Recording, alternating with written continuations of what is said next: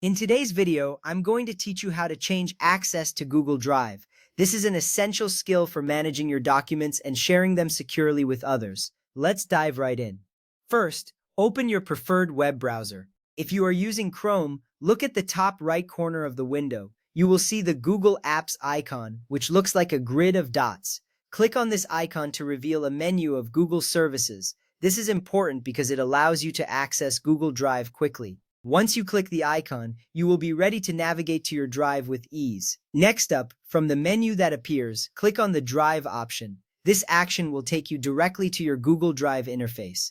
Here, you will see all your files and folders organized neatly. Being in this space is vital as it is the starting point for any modifications you want to make regarding access. Once you are in Drive, take a moment to familiarize yourself with your files, as this will help in selecting what you want to share or modify.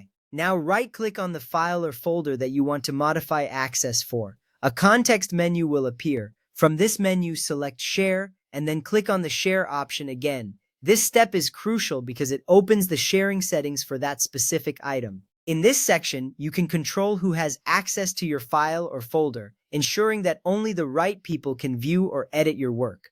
Once this is done, you will be one step closer to managing your sharing settings effectively. After that, if you want to change permissions for a specific person, look for their name in the user list that appears. This list displays everyone who currently has access to the file. Finding the right person is essential because you want to ensure the correct permissions are set based on their role.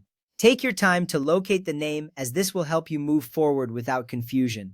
Next, click the drop-down box next to the person's name. You will see options like Editor, Commenter, and Viewer. This is an important choice because each role has different capabilities.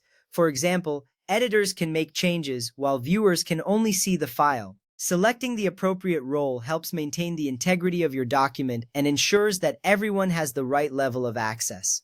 Now, you can select a new role for that person. Alternatively, if you decide that they should no longer have access, you can click Remove Access to stop sharing completely.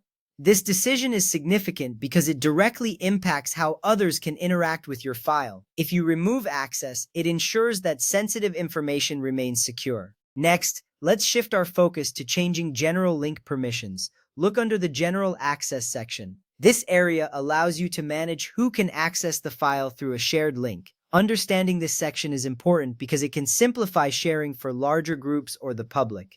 Once you locate this section, you can proceed to adjust these permissions. At this point, click the drop-down arrow to switch between Restricted, which means only added people can open the file, and Anyone with the link, which allows broader access. This flexibility is vital for adapting how you share your files based on your audience.